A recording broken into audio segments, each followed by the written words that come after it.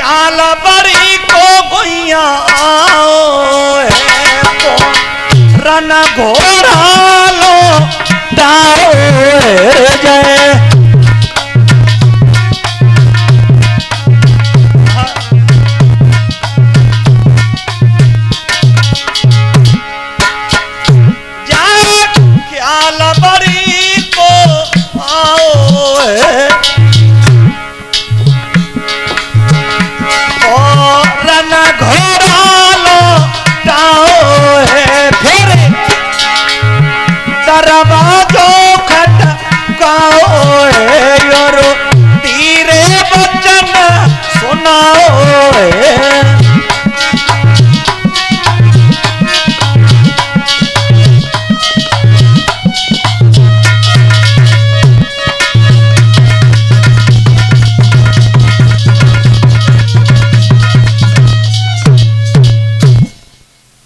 जय आ गया बड़ी महारानी का और घोड़ा लौटा दिया। जंगल में पहुंचे, जाकर के आवाज लगाई। महारानी ने आवाज को सुना है,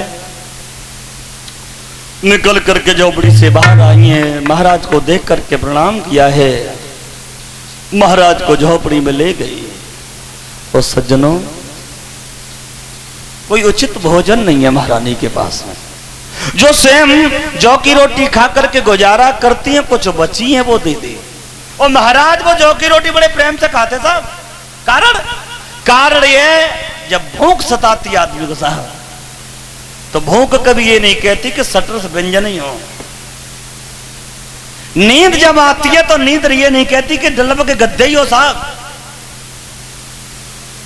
हमने देखा है, हमारा अनुभव कहता, हम किसान लोग सर्दियों के महीनों में जब खेतों में पानी लगाए ना और रात को बिजली चली जाए, पूरी रात खेत की मेड़ पे लेटे रहते साहब, सो जाते हैं। भोजन किया, रात गुजारी है। महाराज ने सवेरा हुआ, घोड़े पर सवार होकर के महाराज चले हैं। और इतने छोटी रानी न जाने कब की जग गई, दरवाजे पे खड़ी हो गई, बोली वाह जी वाह जान दो। आज अंतदेव पूरी पूरी रात गायब रहते, पता नहीं चलता जाते कहां। आज अंतदेव उधर महाराज का घोड़ा दरवाजे पर पहुंचा। और जैसे ही घोड़ा दरवाजे पर पहुंचा, रानी पास पहुंच गई।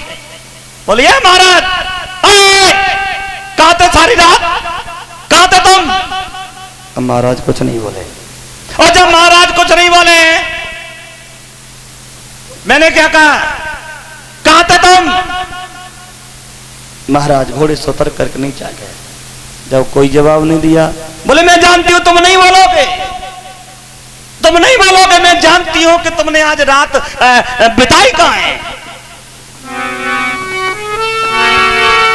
और रात तो घर रहे, जान मन ले रही धमकाई।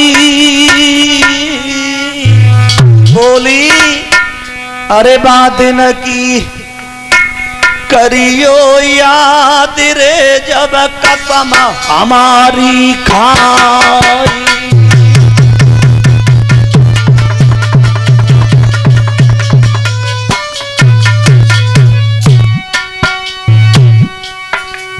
ये रात सोती घर रहे, जाने में लगे रही धमकाई, रही धमकाई।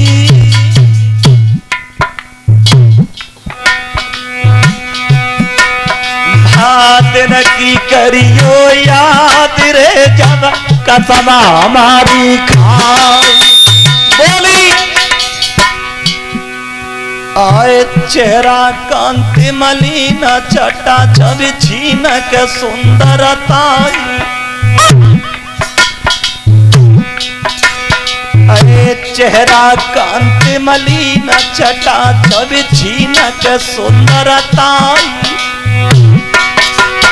चेहरा को डर की गो नूर के छाई रही काई। ऐसी आवाज डर के चिल्लाई है, वैसा जाबा डर के नारी गोरानी है। बहु पेटा में पानी है रे जवा।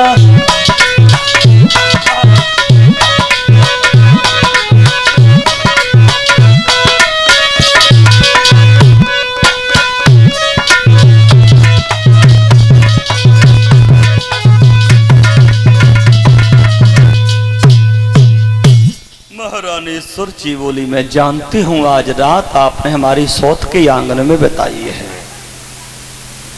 और महाराज घोड़े से उतर करके नीचे खड़ी हो गई। परीक्षित जी राजा सोच रहा है गुस्सा महारानी तुम हमें आ जाओ कैसे। अब भैया गुस्सा कोई ऐसी चीज है ना जब बर्तन में बंद हो ढक्कन खोल के निकाल ले जाए। तक महाराज दांतों तलेटों को दबाते रहे चबाते रहे और अंत में राजा को क्रोध आया।